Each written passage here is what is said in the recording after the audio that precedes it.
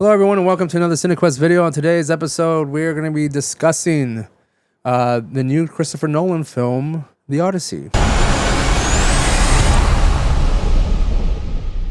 Okay, Bryce. This review is kind of like a little late, but you know, we saw the movie The Odyssey. I'm a Christopher Nolan fan, but I don't love all his movies. Yeah. Are you the same way? Oh, Or are you just like a stan, like you fucking love everything he comes out with? well, I mean, I like Prometheus. What the fuck are you talking? I'm sorry. Oh, American Prometheus, the Oppenheimer movie. Oh, okay. There you go. Yeah, I was like, sorry. Okay, I was like, there you go. No. I know what I'm talking about. I liked Oppenheimer. Yeah. I liked, of course, The Dark Knight. mm-hmm. I'm trying. What other movies did he direct? Though I was like, He did Tenet. He did The Prestige. He Oh, did that's right. Memento. He did Dunkirk. He did Yeah, that's Interstellar. right. Yes, He did Inception. I never saw Tenet. I heard bad things about it. Inception, I never watched it. To me, I was like, I don't know what it was. I just never. Maybe I gotta go check it out. I saw Interstellar. I think I saw Prestige. I think, yeah, and there's a few other films that I haven't seen of Christopher Nolan, but like the ones that I did mention, I have seen. Except for Dunkirk, I haven't seen Dunkirk. I did see Dunkirk. I liked it. It was pretty good. That's the one that's like the single take, right? I think so. I don't. Yeah, I think it's like a single shot or it's like a single take. I guess. I actually wonder how they do that, but it was like one continuous shot essentially. One of the films that I mentioned was a film that I couldn't stand, which was Tenet. I heard bad things about it. Just after COVID had taken kind of the world by storm and the theaters were closed, the theaters were reopening again. And me, as a movie fan, person who likes to go to the theater and watch films, I was excited because the movie that I was gonna get brought back into the theater with was a Christopher Nolan movie. Right? I loved Inception. If Roland was here, he would tell you that he hated Inception, but that motherfucker was asleep through most of the movie. You know? And you know what? To be fair, maybe he was just bored out of his ass for watching Inception. I remember he woke up, I turned around, and he was asleep during that like fight scene where like the room's spinning and Joseph Gordon-Levitt and the other guy are like fighting and stuff like that. I was like, dude, like wake up. And he's like, what? Oh, okay. And then immediately after, like, we walked out, he goes, man, the movie sucked. I goes, bitch, you were asleep through most of the fucking movie. Like, get out of here with that shit. Oh, maybe it didn't keep his attention enough to keep him awake, you know? I don't know, man. Like, going to the theater with Roland is kind of like a fucking crapshoot, man. Like, you're thinking that he's going to love it or he's going to talk a lot of shit. And I mean, there's most of the times that I've been with him where we, like, me and Roland clash a lot when it comes to like watching movies and stuff like that. Even in the actual theater, we will clash in the fucking theater, and hopefully there's just not many people around to hear it, you know. Because sometimes I gotta just tell him to shut up because he keeps talking, right? Yeah. For instance, with that Malignant movie, where I was like having a great time watching the movie. I was like, this is a joke. This is just not a serious movie. And he was like, this is dumb. Like, what are they trying to do? And I was like, it's a joke, man. It's like, it's not. They're not taking themselves seriously. He's like, I don't know. I think you're wrong. And then we were like having this discussion. I was like, no, shut the fuck up. You're ruining it for me. Like, shut up. Yeah. Back to Tenet. I went back to the theater. That's when we were like separating. Like, you have to have like a lot of space between you and the other person watching Tenet. I was so bored watching Tenet. I did not like it. I hated it. And I was so disappointed that was the movie I had to come back to the theater to see. It was a movie I was not going to like. I was like, Christopher Nolan movie? Easy. I would definitely like this movie. And it sounds weird enough to begin with. You know? Yeah. And I was like, I'll definitely check that out. And then it had like Robert Pattinson in it. I wasn't too familiar with Robert Pattinson's work at the time, and I thought he was pretty good in the movie. The main guy, I think, is something Washington. I think he's Denzel Washington's son. For some reason, I didn't believe him as the character. Like, I was like, I don't believe him at all in what he's doing or what he's trying to portray. Like, I thought his acting was bad. I thought the story was just a convoluted mess. And so, again, hated that Isn't movie. it sort of like Inception? Oh, excuse me. I think Inception is like, it's 100 times Isn't it better. sort of the same premise? Like, you know, no. within dreams or like weird. No. They're actually like jumping time and stuff in Tenet. Oh, okay. Like, no one's falling asleep. No one's falling asleep in Tenet unless you're just bored with it like I was. I did not fall asleep. I just did not like the movie at all. I just thought it was like the story was just a mess and I didn't like it. But anyways, back to this film. Oppenheimer, I think, was my favorite movie of that particular year. Yeah. I even saw Barbie too, and I enjoyed that movie. I did the whole Barbenheimer. You did the Barbenheimer? I did the Barbenheimer thing, and I went to go see Oppenheimer, and I was like, I got to experience the whole thing of it though, because like you could tell who was there for right. Oppenheimer and who was there for Barbie. It was hilarious. I was like, wow, this was real. This is a real thing. You know, like it got people in the theater to watch a movie that they're very opposite ends of the spectrum of cinema. But I enjoyed both movies. Obviously, Oppenheimer I loved a lot more. Are they really different? Well, maybe they're not. I don't know. But Ryan Gosling really sold me as Ken. You know, I was really into that. But Oppenheimer was great. I loved it. Again, I think it was my favorite movie of that particular year. I don't remember what year it was. 2023. Can only imagine why. No, that's not the reason why. I know what you're thinking. Which actually brings me back to the previous review with Spider-Man. I was like, how'd you feel about they had your favorite actress in there?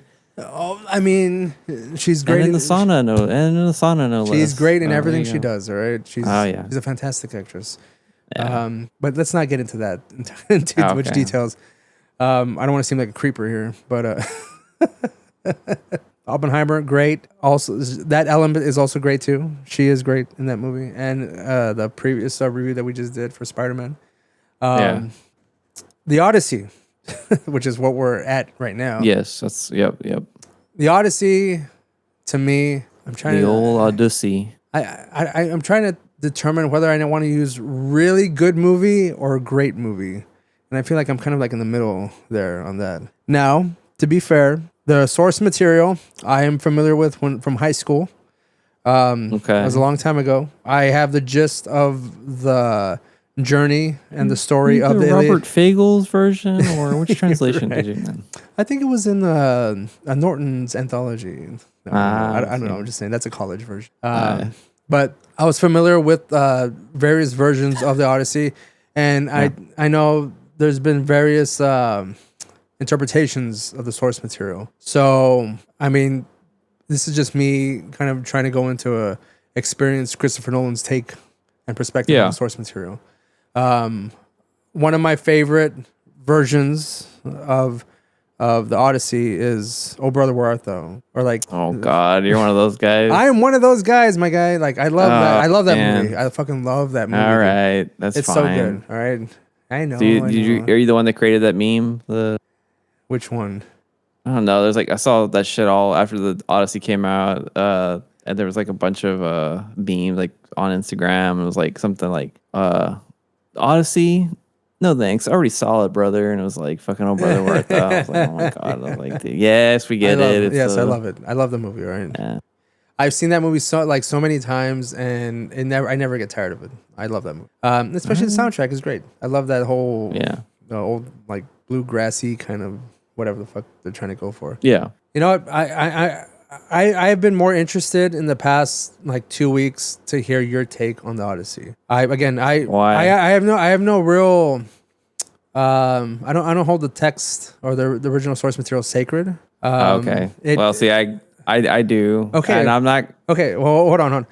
Again, there's been various interpretations of the source material, and I think the most recent one, other than the "Oh Brother, Where Art Thou" thing, I don't know if this was like around the same time or was later on, was Troy.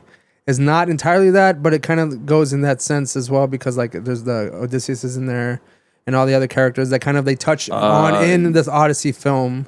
Yeah, I think Troy was more supposed to be like the Iliad. Yeah. But that's what I'm saying is that like there's I see them both as the same thing. Yeah. You know. Okay. To me, they're not any different. They're both like, it's just like part one and part two kind of thing. Yeah. That's all it is to me. So, yes, I was more interested because whenever we were initially going to do a recording for this, and then of course you had to leave because you were going on vacation and stuff like that, you left a vague message on one of our text threads, and I was just like, what does he mean? Like, I can't tell if he liked it or didn't, because you didn't say specifically if you did or not. Well, first of all, it's because you wanted to do a review, but I didn't have anything to do it on. Like, I didn't have any equipment. No. But the thing is that initially I had told you. And I had to, that's fine. I've also been drinking a bit too. I said, but I said, just send me your notes, and you sent me like one vague line, and I was like, what does that mean? Like, I wanted you to like to explain yourself a little bit more. And I was like, you know what? I'm gonna wait. I'm gonna wait because Bryce, I want to see or I want to hear your thoughts. I genuinely do want to hear your thoughts on the Odyssey. I enjoyed it a lot, to be honest with you. When I went and saw it, I mean, I was glued to the fucking screen the whole time. I was one of those people who didn't take a piss the whole movie, even though it was like Neither did 3 hours long. Yeah, neither did I. And it went by, went by super fast. I mean, it was. I guess like my whole point to it is that yes, I guess I should see it as more now looking at it as a Christopher Nolan's interpretation of it. I was excited for this movie because I was excited to see a big budget, well directed tale of the movie or like a film of the story because the only time I ever saw the Odyssey like a movie, and I think there have been other Odyssey movies that were like probably just as bad, but it was Telly Savalas or Armando Sante or some shit. It was like a made for TV NBC movie.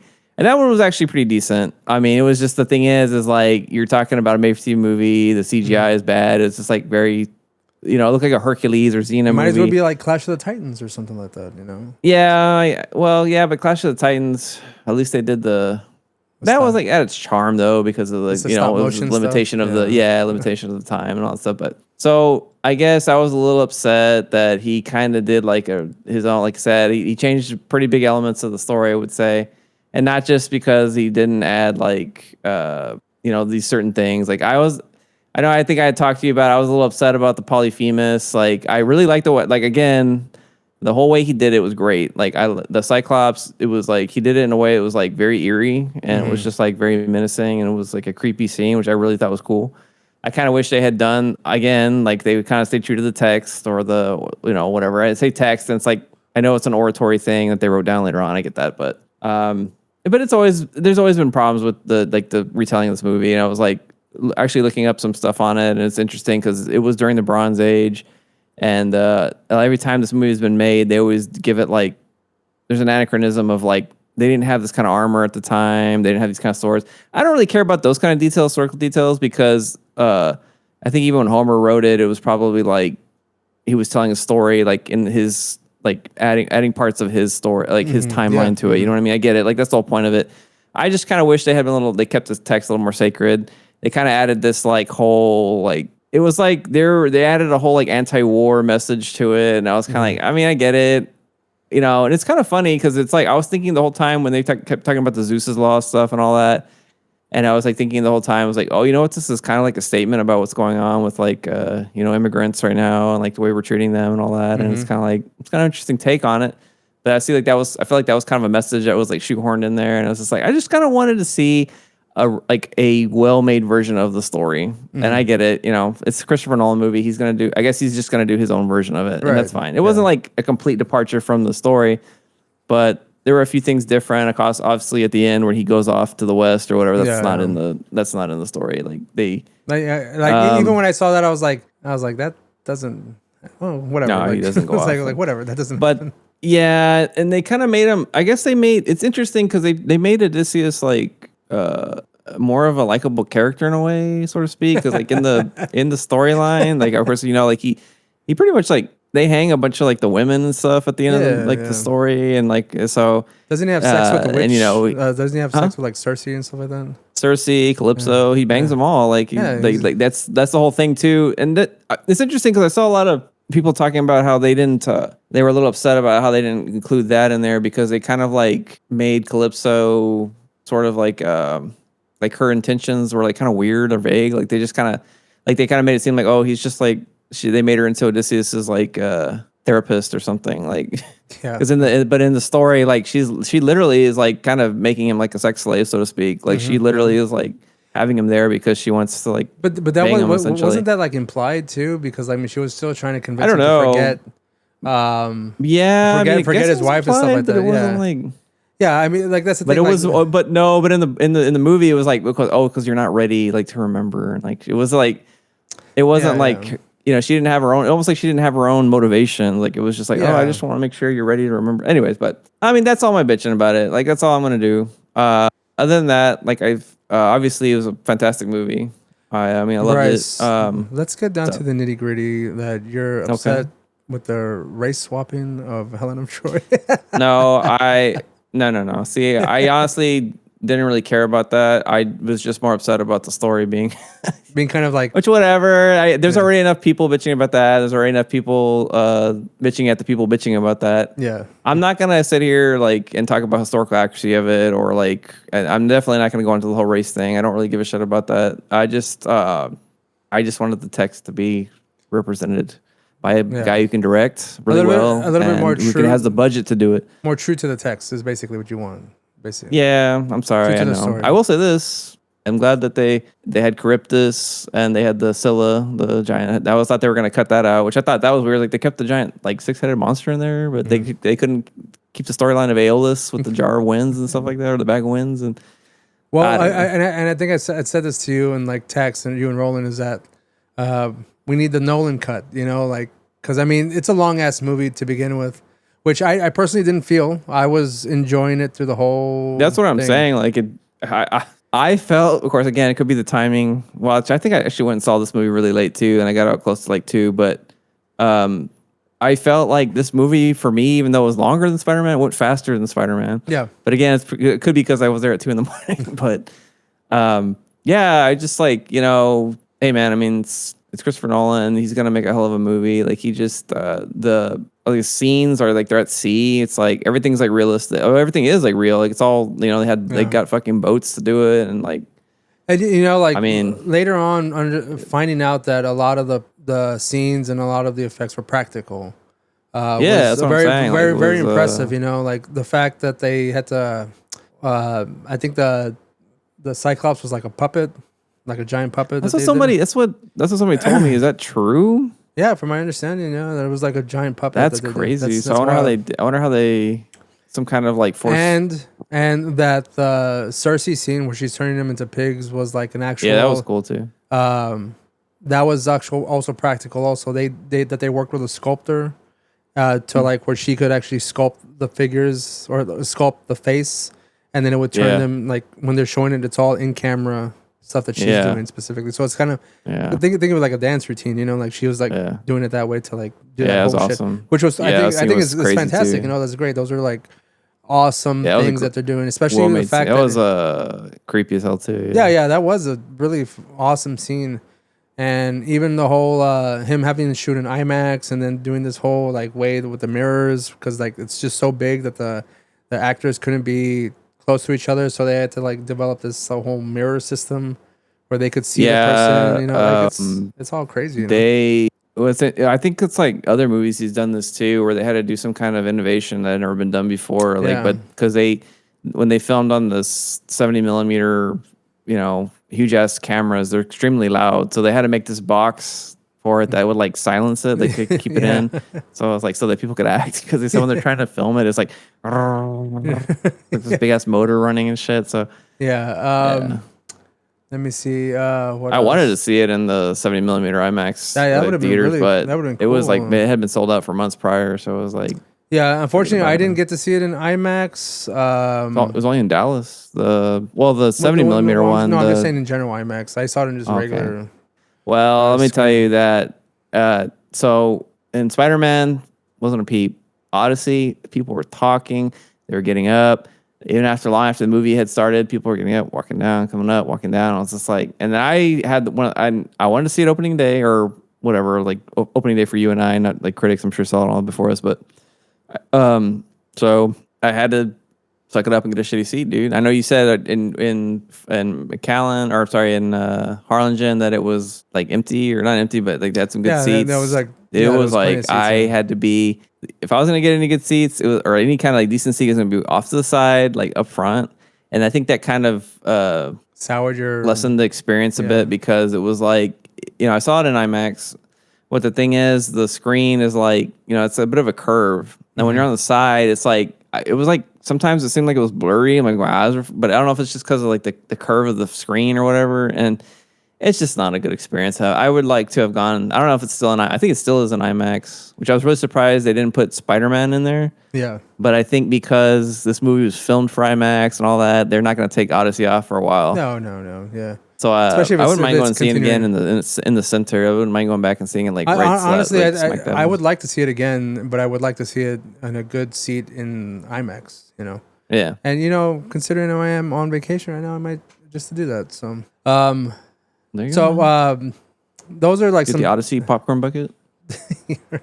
what is it like? Is it a whirlpool? It's be Matt Damon's head. Yeah, he's just like this. Ah. You take the helmet off. Yeah. That'd be cool if they did the Agamemnon's helmet as a popcorn. I could see that. Yeah, I mean they're gonna make it like this fucking big and shit. Like or it could be the Cyclops. Yeah, dude, take off the top part and just fucking. Yeah. I'm gonna get into some the actors. Okay, we had Matt Damon as Odysseus. We had Anne Hathaway as Penelope. We had the cast of Spider-Man. Yeah. Tom Holland. We had Zendaya as I don't think she was necessarily Athena, but she was like a representation of Athena. Right. That's what they were saying. That they were like, that was another thing they were kind of talking about. That Zendaya almost like didn't really have a lot of like autonomy in this movie, or not time. Like I don't know, she didn't really like play much of a. Yeah, because I mean later on we find out that like Odysseus sees her get her head chopped off. Because mind you, they show it like whenever they actually knock off the head of Athena in the statue. Yeah, the statue. And that like she's kind of just a representation of the last person he saw whenever that happened. So she's just that person. She's just a representation of it. She's not necessarily the god or whatever. Yeah. Then we have John Bernthal. He's the brother of Agamemnon. I can't even pronounce his name. Agamemnon. Yes. Yeah, and if there's one complaint I had in this movie, it was that guy. He did not. I don't know, man. John Berthal's character. Yeah, just the way he was trying to be the Punisher in this movie, or he was like trying to be or he was trying to be the guy he was trying to do the character from fucking Walking Dead, dude. Like, I heard about Odysseus. He's out there on the sea people, man. Oh, like it's just like, yeah. Oh, yeah. Well, that's what I'm saying is that John Bernthal seems to be playing himself or a version of himself. And it's always this very aggressive, manly kind of like version of whatever character he's doing. So like whatever character he's playing, he just amps it up like he's just fucking like jacked and fucking ready to go, you know? But yeah, I got that whole aspect of him like that character that whenever he comes out and he's just like, yeah, man, like Odysseus and this, and I was just like, he's fucking. He always does that like does like that head thing. Yeah, like I was like, oh, think of like a really angry fucking Robert De Niro. Yeah. And of course he's interacting with fucking Spider-Man, who's Tom Holland and shit. I thought John Leguizamo did a great job as his character. Yeah, man, he kicked ass in this movie, dude. That was like some of the best acting I've ever seen from him, and like he's always known for like being a funny guy, but man, he did such a great job in this movie. It was crazy. I saw an interview with him whenever the interviewer was talking to him while they were doing the interview for the Odyssey. He brought up the fact that the first time he was aware of John Leguizamo, the actor, was in the movie The Pest, and they immediately cut to him doing the fucking shower scene, like yeah. And you're just like that came like evolved into this great actor as John Leguizamo, you know. Mind you, I mean he's had great roles since then. You know, I loved him as is it Tybalt in Romeo and Juliet too? Romeo and Juliet. Yeah, everyone. Yeah, he was great. And he is great in general. Like even his one man shows are fucking fantastic. I thought Anne Hathaway was really good. You just reminded that dude. You just brought back some like childhood memories, dude. I remember seeing his. I think I was like a young teen, but I remember seeing his like fucking stand up comedy. Yeah, like you said, like his one man show. I guess it's like stand up, but yeah, I guess you're right. It's more like one man show. I haven't thought about those in a long time, dude. I gotta. Oh yeah, man, they're hilarious, dude. Like I remember the first one I saw, like they were just so funny. But it is like more of a one man show and not really a stand up comedy kind of thing. Yeah. Again, Anne Hathaway, I thought she was great as Penelope. I thought Matt Damon was great as Odysseus. Tom Holland was okay as the son of Odysseus. I didn't forget his name. Yeah, Again, John Bernthal is Telemachus. Telemachus, yes, and John Bernthal was John Bernthal as I forget his name too, but I just know his brother I as can't remember his name. Yeah, I can't remember the character's name. I know one of the Safdie brothers is Agamemnon or whatever his name is. Again, I don't know how to pronounce it, but like he doesn't really say anything, but like he just has like a presence in the Yeah, movie, which I thought was pretty cool. But it's mostly don't. I'm glad they didn't really show his face too much, because if they showed his face, it seems too smooth and like real yeah, soft, you know. But like under the helmet and like just his stature, like it seems like he has more of a aggression to him. yeah. I thought, I thought was also really good was Elliot Page as the soldier who gets killed. But I thought the moment whenever they go to Hades and then he comes back and like is talking to Odysseus, I thought that was a good scene too. Sinon. Yes. Yes. Yeah. Um, That was a whole nother point of contention too. Everybody was all like saying that it was going to be Achilles. And Yeah, do you it think was- that they changed that at the last minute? no, Do you think that he was supposed to be Achilles and they just like, no, oh, better not do that? 'cause- I don't think so. Like I don't know. I think it was Elliot Page was supposed to be the person that they were in that particular in this movie. And you know what's funny is because like I know people are bitching about like Elliot Page being in the movie and like it's all woke and all some nonsense. But I mean, Elliot Page in their previous, I don't say previous form, but coming out in Inception, they worked with Christopher Nolan in previous films. So like, if they enjoy see, working like I with said, them, I haven't seen Inception, so I but haven't, if they enjoyed working with them in a previous film, yeah, Christopher Nolan just bring those same people back to work on a new movie. Because I mean, he's done it with Matt Damon. Because Matt Damon was in Oppenheimer and something else, and then Robert Pattinson done like 3 movies, or at this point like 4 maybe, with Christopher Nolan. He was in Tenet. Yeah, it seems to be a trend in Hollywood right now. That's just like you have like your. That's pretty sweet though, I guess. If you worked with the director, it's that big. It's like you're secured a job because like.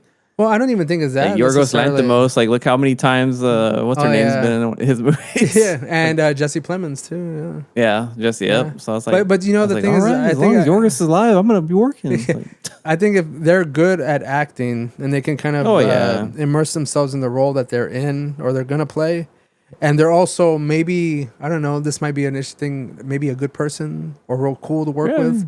That might be just another factor into like because you have like Kevin Smith did that shit all the time, and even fucking Wes Anderson doing the same shit too. Like he brings the same actors back to play the same. Like they're always all in the same. Yeah. It's because I think that they're also comfortable to work with, and then they get the job done, and then they do a good job. So I mean, why not? Yeah. Why bring more friction? Why bring friction in just because an actor has a name attached to them if they're shit or they're diva or whatever the fuck it is, Yeah, that's true. Let me see. Who else was in this movie? Charlize Theron as Calypso was also good. I heard people going like, "Why wouldn't you want to stay with Calypso? Like she was fucking hot." Yeah. And the guy that plays like this, I guess Odysseus' like right hand soldier guy. I forget his name, but I like him as an actor also. Yeah, man. I mean, just overall, I thought it was a really. Again, I'm kind of teetering on it's a really good movie or it's a great movie. The only real issue I had with this movie, and it would kind of every so often, like I would kind of forget that it was happening, and then sometimes it would just jolt me out of the movie, where I had to kind of like find my way back into kind of like getting into the groove of the narrative and the plot and the characters being who they are. And that was the dialogue. I know some people don't have an issue with that. But I had an issue with it being very Americanized, so to speak. Oh wow! I'm surprised that you found you took umbrage with that. A little bit, yeah. I'm a big fan of, and I know you are too, Bryce. Robert Eggers, and his authenticity when it comes to even the costuming. Which again, in this movie, I don't care. I don't give a shit about the costuming. Like as long as it has a good representation and it looks good on screen, that's all I care about. My issue was with the very more modernized language that they use. Not to say that they needed an accent, or maybe if they were speaking in Greek or something and had subtitles. Personally speaking, for me, that probably would have added more of an authentic type of viewing for me. But there's every Yeah. so often with the language, even when they use the word fuck sometimes, and I was like, that's weird. That kind of like pulled me out of the movie a little bit. When did they do that? They did it like twice. Like there's a point where Odysseus says like, we're on this like fucking something, and I was just like, huh? And then someone else says it too. Like they use the word fuck, and I was just like, were they saying the word Well, fuck? I know a lot of people were talking about that Greece, the you know? Tom Holland when he's like, my dad. Yeah, I was and like- that's the yeah, other I thing was too. like, Like when he's like, my dad, I was like, my dad. And then I was just like, yeah, my pops is gonna be here soon. Yeah, I know. I just, you know what's funny though, man? It makes me, if everyone else was doing like some kind, but then you're like questioning like what kind of like inflection or accent could they put? Because I don't know if it would work. Like, here's the thing: like back in the day when they would do movies like this, a lot of times they would have people just take all like on the English or like a English accent, which didn't make sense obviously because they're not English. But Right, but I don't know how would you do it? How would you do a Greek accent? But because the thing is, like, it just made me mad. I'm not saying a Greek accent. I'm saying that they spoke Greek. Yeah, no. Right. But that was kind of like what I was a little like, yeah, I don't know I don't know what it is either. Like, it's just, that was kind of the thing that made me a little like upset when they cast Matt Damon. Cause I'm like, and then when you heard him talk, I was just like, nah, I was just like, here, I'm like, oh, it's a wicked piss of Cyclops. How you like that, Maple Cyclops? Yeah, get your ass on the fucking boat. Come on. Man, you go, the Cyclops is real wicked. Yeah. Calypso, you got some wicked nice tits. I'm like, I don't know. Nah, he didn't. He did a good job though. Like, I mean, they're just joking. It's initially, whenever the scene, whenever the scene comes up, when they're going past the sirens, initially I kind of chuckled because whenever he's going, I was just like, it's Matt Damon. That's kind of like, again, those are those little moments that kind of drew me out a little bit. But I think the speech that he was giving after the fact was very good. There's not. I'm not saying that I have a problem with all the dialogue in general. Like there was some moments where it just kind of jolted me out of the movie, and it kind of like it was abrupt, and I just felt that kind of like Again, that's just a personal thing. Like it just some of the language kind of that was used felt too modern in this case. Like even like when like whenever they did the Romeo and Juliet retelling with Leonardo DiCaprio and Claire Danes, and they tried to keep a lot of that original Shakespearean type of language. Yeah, like, I found that nice. I like that. Now, if they had done that and sort of like keeping it with a more even with the translation that he initially, I think it's like the Emily Henry translation, even if they had kept it, Emily Wilson, excuse me, whenever they kept that, or if they would have kept some of that, like Emily dialogue, Henry is like the beach read. What version of Odyssey is that? Excuse me, it's the beach version, right? It's a more condensed version. It's the children's version, actually. It's more romantic. I think if they had kept some of that dialogue, even with that translation, probably would have been better for me. But again, like I don't need the accent necessarily. I don't need them to speak in a British accent or like any type of other European-ish type of accent. I think if they had just kept the dialogue itself, even with the Americanized accent, so to speak, would have done better for me personally. Yeah. But again, that's just a personal preference. I mean, other than that, that was my only real gripe with the movie, which doesn't make it like a perfect film for me. But yeah, I mean that's pretty much it. Yeah, I saw a lot of arguments against it though, that people like were saying that just because it's of a certain time, like they probably would have had shortened versions of like they probably would have had like, even though it doesn't, when we hear it in English, it sounds weird. Like you expect to say, my father or my father. They probably like in Greek, they would have had a word for like dad, like a shortened father. Like, it does sound kind of formal to call your dad like father. But I guess, but I guess like, so maybe that, but it does sound strange to us in English because we're not used to, like it. We expect, I guess, because you see these characters and they're historical. There's like some kind of regalness about like the whole story and the people. So we kind of expect them to speak with like a proper like manner. So I guess it is a little jarring to hear them speak like more modern English as opposed to like something with like a little more floweriness to it. I agree that probably would have been, especially since, let's be real, like this is a poem. Yeah. So it does kind of make sense that they would have a little bit like a I mean the dialogue, the I guess the word selection, if you want to call it, like it was a little bit strange. I think Nolan did that though personally. Like I think he did it like as a that's what I'm looking for, like just a stylized choice. Yeah. I think personally, but yeah, it did kind of take me out sometimes too. When basically mostly just when Tom Holland said "dad," I was just like, "Dad," like I don't know, this doesn't sound right. Like at this time, Just like, oh, yeah, like yeah, my pops, he's coming. he's coming back. Best believe. Yeah, but No cap. Oh man, what if they did that? Yeah, it's a whole version of the Gen Z fucking Odyssey version. That would have been hilarious. Though. Let me see what else would I say about this. I think there's a part of me that thinks that Christopher Nolan's gonna be like one of those James Cameron kind of figures to wherever they're gonna film something and they got to like come up with a new technology, a new filming technology to perform whatever they're gonna do to capture what they're trying to. Exactly. Whatever vision they have, the technology doesn't exist, and then they got to like come up with that new technology. Because I think James Cameron seems to do that quite often for whatever he's doing. Which I haven't seen any of the most past two Avatar films. I saw the first one, and I go, that was enough for me. But yeah, man. I mean, I think as a cinematic movie, you didn't see Fire and Ash? No, I didn't.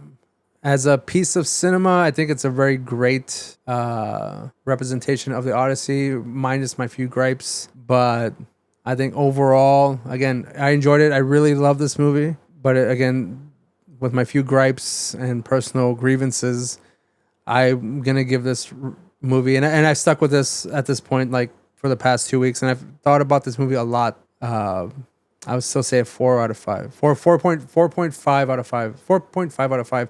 It's the dialogue that threw me out. If I were to watch it again, my rating could change. But I overall, it was an enjoyable experience. And I think the one thing that I'm appreciative of in this sense, even with the Oppenheimer thing, was when it encourages people to read, people actually wanted to go out and read the Prometheus book. Oh, now that we didn't even talk about the scene with the dog, man. Well, we'll get to that. We'll get to that in just a second. And now people are like wanting to read the Odyssey. Yeah, it's been selling like crazy ever since this movie's come out. Yeah. Yes, there were some emotional parts of this movie, and mine was the fucking dog scene, dude. Oh, well, me too, man. I was just like, but it was cut short though by the fucking old couple behind me. The pobrecito. Yeah, I was like, why? I was just like, oh, shut up, please. The whole time they kept talking. Nah, man, your Lothario would have come out and been like, Chingawe, it was bad, man. It was just like this old couple behind me. They just kept talking the whole time. And I guess they're trying to be quiet, but they're like, I mean, I didn't exactly hear what all they were saying, but it's just like, oh my god, they were like talking about like mumbling Spanish kind of stuff. It wasn't even Spanish. It was just like they were like, I really couldn't hear what they were saying, but I could hear them fucking talking. I think they were like trying to explain, or like the husband was like explaining to the wife, or the wife, I don't know, like trying to tell them like, this is what's going on in the scene. Like, oh yes, he's going over. He's he's going over here. He's got to go here, and like, blah, blah, I don't know. That's all I was hearing the whole time. I was like, you know what I will say though, please, like shut up.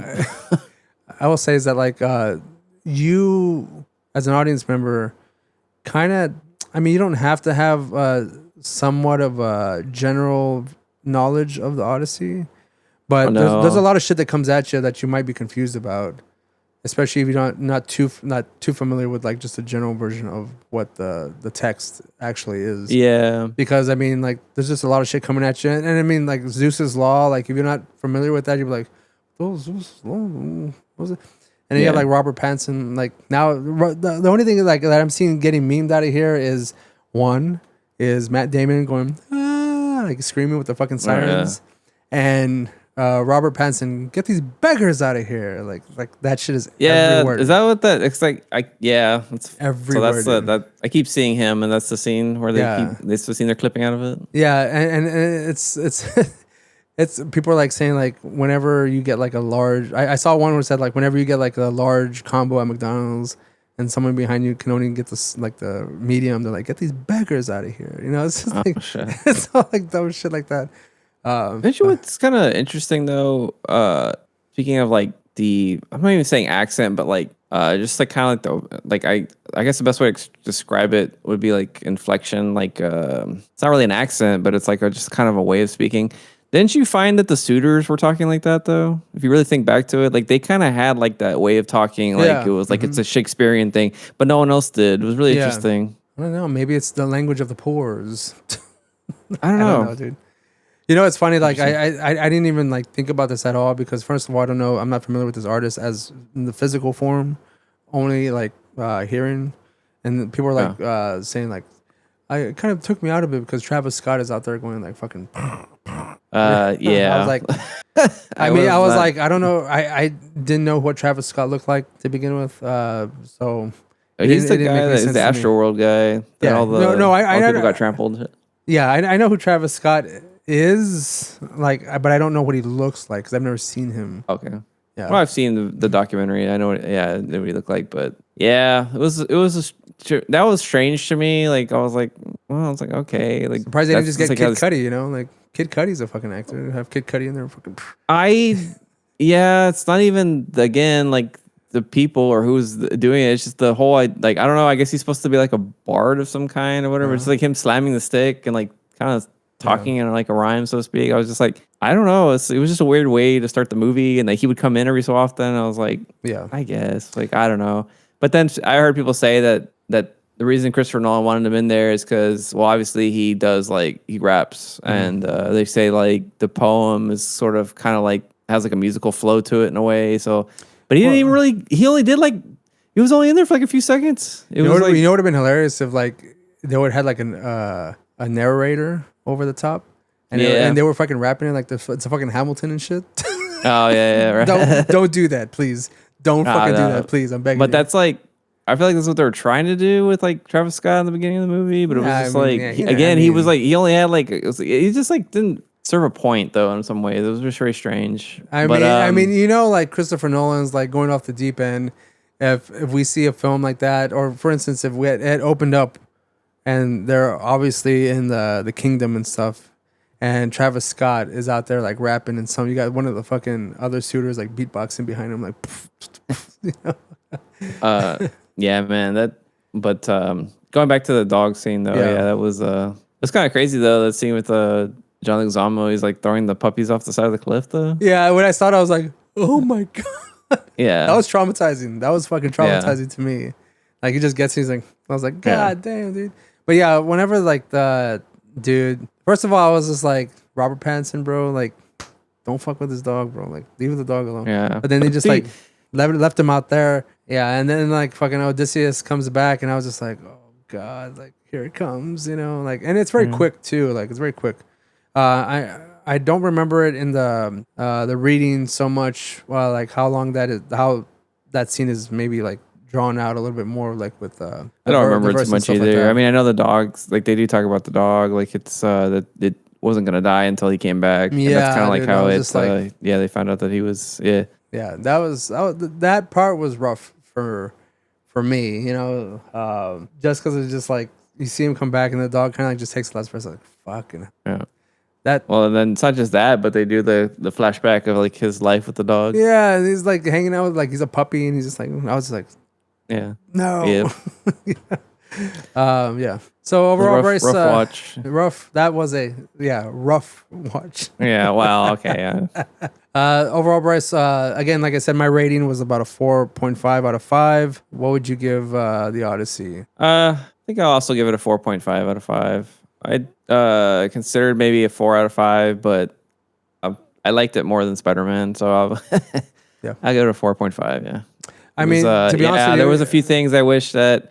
I mean, all things aside, like from what I talked about earlier, like you said, as I guess a retelling, if you want to call it, or like a rendition of Odyssey, like he did a good job on it, and but there, like you said, there was a few things like I really wish he had reconsidered the choice to do like the modern English. I wish he kind of like did it a little bit more like archaic language in some way. Yeah. Like I don't know, you know, it was a little like that. It did take me out sometimes, but you know, you watch it and eventually you kind of don't even really notice it. Like it, you know, because like they said, the movie goes by really fast, and like even though it's 3 hours, like it's action packed and thrilling, and you know, I guess like you said, I don't know if he has like he's gonna have like the Nolan cut of it. I kind of wish that they spent a little bit more time on some of the like I guess the events of the movie, so to speak, when he's gone. Like I feel like they rushed the Cyclops scene a little bit. And I feel like they spent a good time with Cersei, but there was just certain scenes like when they go on the island with the giants, and then that's like the Lesterginians. I can't remember what they're called, but it's some. I think it's what they're starts with an L. I don't know, but the big giants. They're supposed to be cannibals apparently in the book, but. But that scene was really cool too, because like No, but it was, but I felt like it went by so fast. Like they just kind of like go on the island and they run off, and it was like, but I guess they can't go too, because that movie would be fucking long as shit if they really stood. Yeah, but that's the issue. That's the issue is that like you have to make certain creative sacrifices, especially if you want to represent the text in its or you have a particular vision. At some point or another, you got to cut down that vision a little bit to at least make it more palatable because for the public. Well, it's interesting because I guess, and I've heard other people talk about how he didn't want to, like, the way he wanted to direct his movies. He didn't really want to like focus on the mythological sides of it, because in movies I've seen in past about this, they never. The things that I usually would see cut out is the whole story of Agamemnon getting killed by his wife. Like that really wasn't ever in any of the movies I saw of Odyssey. They would just really focus a lot more on like Odysseus's travel and his trials and like what he experienced out there. So they would probably, if they wanted to add more of that, they would have had to cut that whole thing of the brother telling him like how he died when he got back. Yeah. And, so I don't know. Interesting. With certain trying to be like true to text and stuff like that, like some of that stuff probably doesn't even work on screen, and like Nolan being kind of like making things a little bit more gritty, especially like we did with like the Batman trilogy. He tried to make it more down to earth, more detective-y in a way, even though they kind of did that even more with the Batman, so to speak. But yeah, man, like I just see this version of the Odyssey just like in another piece of the puzzle of what people or filmmakers try to do to interpret the text, because there's various versions of the Odyssey, and I mean. Neither of them are going to be perfect. Like none of them are going to represent the text in its be the most faithful to the text, because they're going to have to cut some shit out. Like I don't know how long.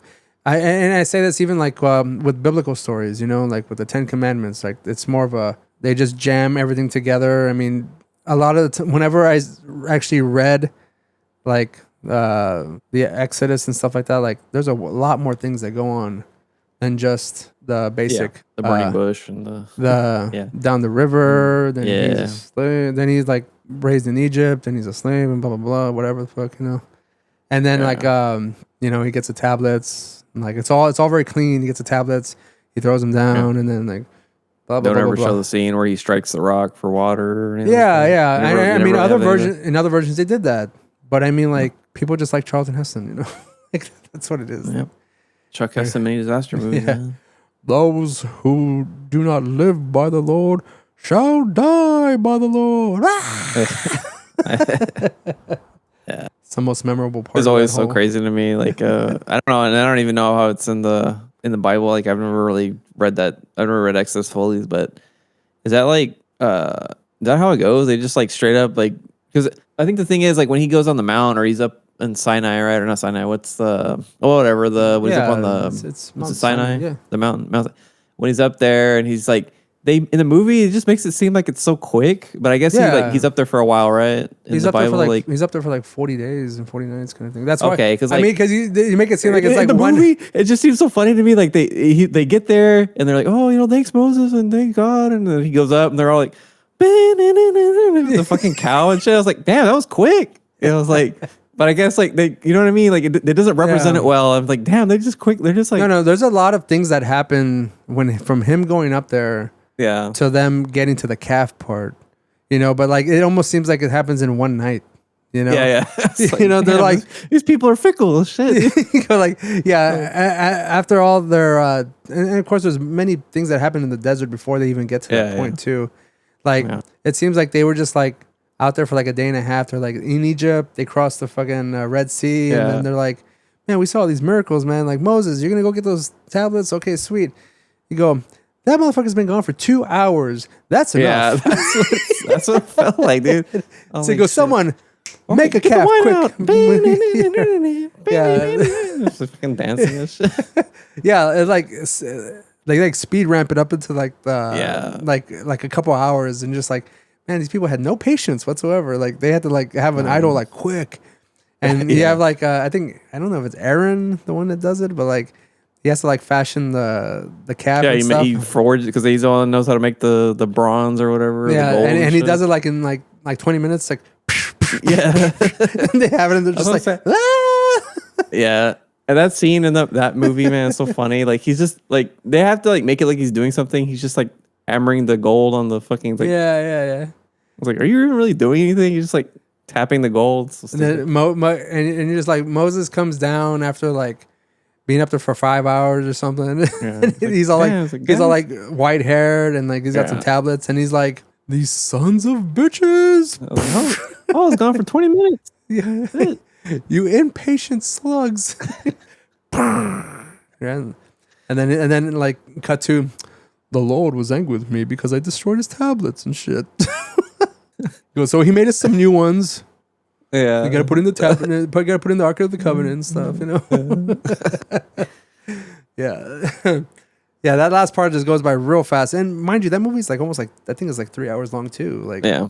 But like they don't even touch on like but a fraction of what happens in that story. I mean, but even the same thing like with Odyssey, you know, like this is not even a whole the Bible. I mean, as thick as it is, it could be as much as a Bible, so to speak, you know.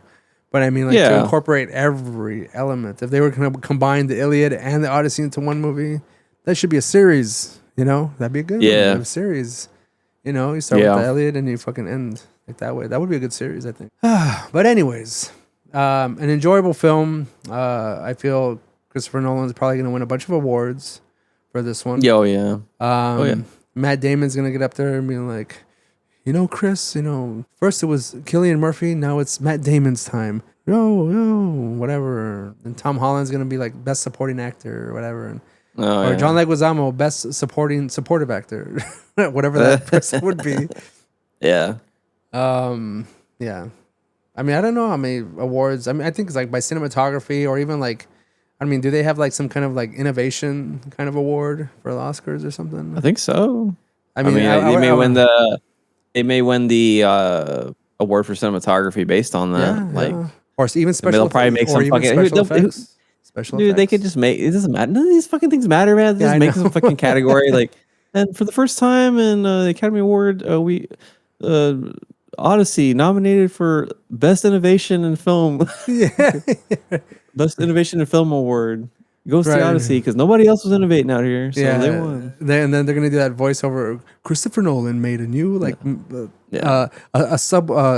subwoofer box for like the IMAX, so it doesn't make so much noise. And then they cut to the actors like, yeah, you know, normally it's really loud, but like this time was really quiet. I couldn't even remember my lines when this thing was going off. But you go, I could hear the bugs in the wind outside, and you know, like I couldn't even hear the camera once. You know? Yeah. Well, Christopher Nolan was walking around one day, and he turned around, looked at an Amazon delivery box, and he got an idea. He flipped it over and put it on. He got some air conditioning insulation, and he just put it over. Yeah. And he was like, yeah, you know. Yeah, there you go. They go, Christopher, you're gonna win so many awards. He's like, yes, I am. That's right. He goes like, one day Chris was like, this is just way too loud. I can't hear anything. And then he went to Lowe's. Yeah, I was saying like they make it seem like it's like he just got like some fucking like went to the catering and got like the Domino's pizza boxes and fucking put on top. This is much better. He went to our catering and took their egg crates and like fucking like, box out of them and shit. Yeah. Well, let's see. I mean, personally, I go. I don't care about the Oscars. I don't care about any of the awards that people are gonna win or not win. Like I could not give less of a shit about any of that. But you know, good for them if they win. Good. I mean, that only will give Christopher Nolan more agency and studios to throw him more money whenever it has time to make his new movie, and then he's gonna do something else that's probably crazy, probably in the next like 2 years or so. What do you think? some I've heard little birdies in the film world saying that he's considering doing like a horror movie. Can you imagine? Christopher Nolan? Yeah. I could see that. What do you think it's gonna be? I mean, when Martin Scorsese did that horror movie, that Shutter Island. Remember that one? Yeah. Yeah, I like that one, but I Yeah, mean, it's kind of forgotten though. Like it's just kind of like, Yeah. The one with Leonardo DiCaprio. yeah. Yeah. Again, I enjoyed that movie, but I mean, I don't know when the last time I fucking saw it. I saw it in the theater. I That don't was think it. I saw it in theaters. I saw it on like on TV a lot or like on like cable. No, I saw that in the theater. Yeah, I guess this is gonna be a new era too of like, well, I mean, Hollywood's always done this right, but it seems like they're really plumbing the depths of books or like maybe books that are known but not as well known to the general public, and they're just like, which I know the Odyssey's always, I mean, it's been known for a long time, right? But I think because the reason I'm saying that is because I just saw that apparently they're making a Neuromancer movie. That science fiction book. Yeah. So it's like, so I guess like now that book's gonna start fucking flying off the shelf and shit. Yeah. I mean, it's always been kind of like people buy it, like it's always sold decently, but now people are gonna be like, "Where you got your copy of Neuromancer? Where's Neuromancer?" Fucking like, Well, I mean, that kind of happened in the initial run of the Three Body Problem too. yeah. Yeah. And then I don't have Netflix anymore, and I heard they were bringing back season 2, but we'll see. We'll see what they do with that. I don't know if, because usually Netflix has a history of canceling shows very quickly. Yeah. And I thought they did a pretty good job on that one. I'd like to see. I mean, again, like with any rendition, they just cut a lot of stuff out, or they like squeeze stuff together. It's kind of like, But otherwise, other than that, I thought they did a good job on the making of it. Like, I hope they continue into the second and third book, but the third book gets like fucking wild. So I don't know how they're gonna do that. I have a feeling that it's gonna be a similar thing with like Odyssey, with Dune, where the guy said he had no interest in doing, like, after this Dune Messiah, he had no interest in doing Children of Dune or God Emperor of Dune, because he says it gets too outlandish. And I'm like, well, yeah, it's a fucking sci-fi movie, dude, but it's like, I don't know. He said like, I don't know, it doesn't have an appeal for, like, it doesn't have an appeal to me. Like, he's like, he almost kind of like laughed it off, the other two books. But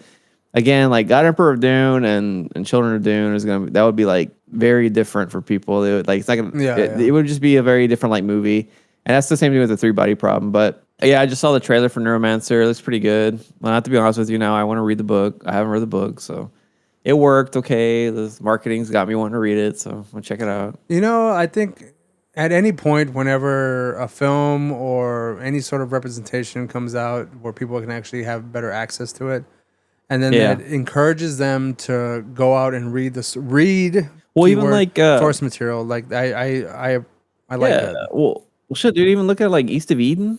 Yeah, Like they made a Netflix series on that. People are starting like buying East of Eden out of nowhere. I'm like, you know what's gonna happen now? You know what? The next one, they're The Pearl. Crime and Punishment, dude. You think they're gonna do Crime and Punishment? What did you say? The color purple? No, I said they done. I was like, that's done the already color. been out. No, I said the Pearl because another Steinbeck. Oh, the book, Pearl. yeah. Man, tortilla flats, man. That's what I'm gonna do. Tortilla flats. No, you know which one the one that would like get you, man. Have you ever read his like nonfiction travel book, The Travels with Charlie? No, I haven't. About a story about him traveling to America with his dog.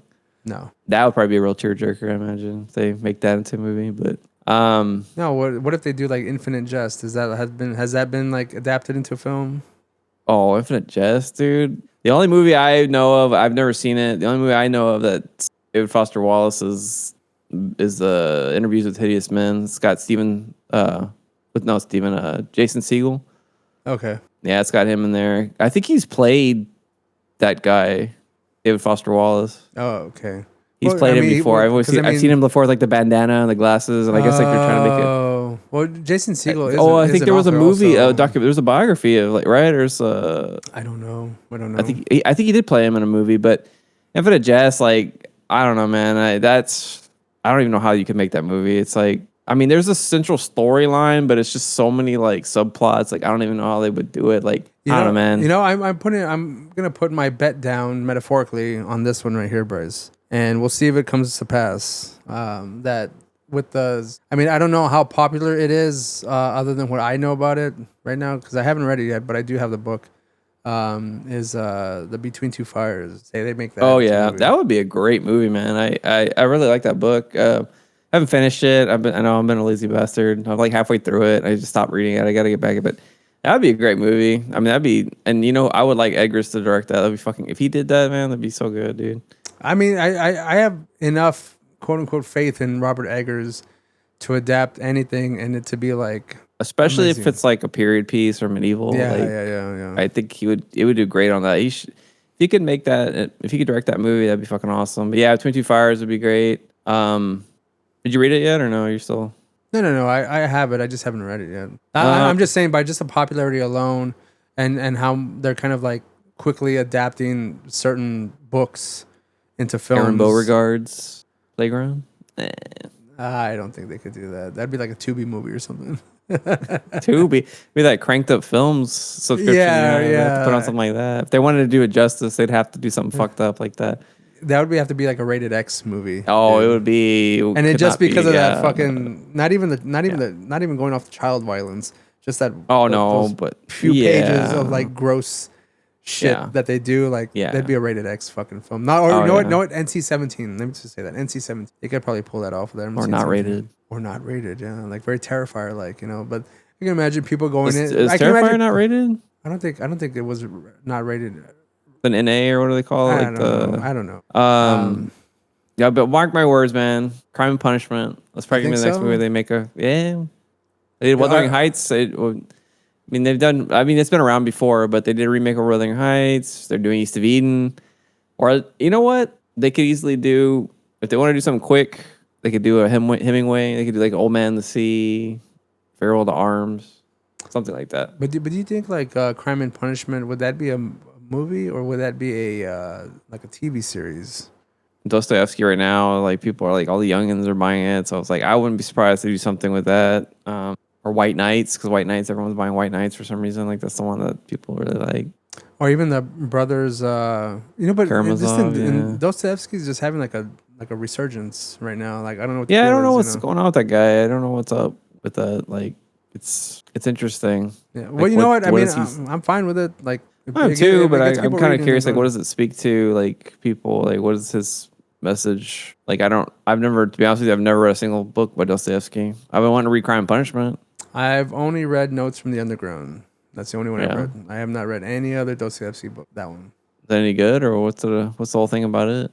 I'll be honest with you, I don't remember. I read it back in college, and that was, if I'm thinking about it right now, that was almost 18 years ago. Like I read it one time, and I just remember reading a Dostoevsky book. That was it. So it's funny. I forgot to tell you. Well, I was going to make mention in the review, but we're talking about different versions or retellings of the Odyssey. That book Ulysses by James Joyce is supposed to be like a comparison to Odyssey, but I don't know. That one I couldn't see it. Like I guess in a way, just because the main character leaves and then like he comes back to his home. But the whole thing of the movie is that, but the whole thing of the book is that there's a guy that's like kind of his wife is like cheating on him with this guy. So I guess he's supposed to be like one of the suitors. Okay. And then it's like I don't know. So does it like like I used to think that I used to kind of like I didn't know this for a fact because I've never read that book, but like I used to think that was in the world of the Odyssey, and I mean we also have is Song of Achilles a part of that as well? Like Song of Achilles, yeah. Well, Song of Achilles is that's a more like contemporary book. No. I know. I'm just saying like I'm just no. I know that. I'm just saying like those are like no. Song of Achilles is probably more like the Iliad. No. I know, but I'm just saying like I'm just saying like they're kind of like expanding on that universe. The Song of Achilles. Yeah. It's like a retelling, sort of like I think it just focuses solely on Achilles, but it's like I don't know if you know anything about it, but like essentially it's like a homoerotic like book. Like he's gay. Okay. Like it's about him and his like I guess a lover he has or something like that. And what so about, it's kind of like a retelling or reimagining, which is kind of funny. It's like, come on guys, it's Greek. Like they're all gay. Let's be real.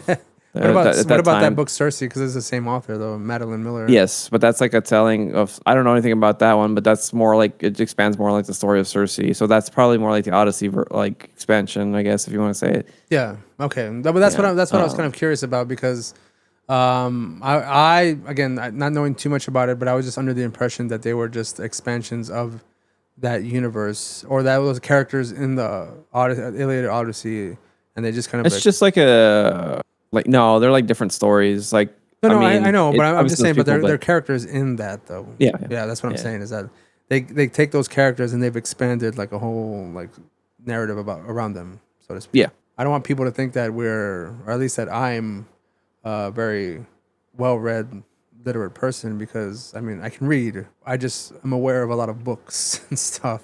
Oh yeah. I haven't read a lot of these things. I just know of them. And Same here. I don't. There's a lot of books I'd like to read that I never got around to. I just need to do it. Like, I was wanting to read some of that Nabokov guy. Like, of course, there's Lolita, but I thought I had the copy of Pale Fire somewhere. Some people say Pale Fire is really good, but I guess I don't. I was like looking for it the other day. Could not locate it. I will say this though to an audience if we're posted on social media, and just probably on this recording alone, since you're stopped. Would you enjoy us talking about literature the way we talk about these films? You know, Yeah. we've kind of sort of done it in the past with various types of books that aren't necessarily held in high regard. You know, it's mostly like aliens and alien abduction and stuff like that. But if you would enjoy us expanding on books that we've read, you know, give us our opinions and stuff like that. Like, you know, let us know. And the more interest there is in that, you know, we can do that as well. You know, just expansion of Cinequest or Valley Strange, however it comes about, you know. We want to read more. I would say I'm like more of an enthusiast of literature because, I mean, I did graduate with a English major in literature, but like, don't let that fool you, right?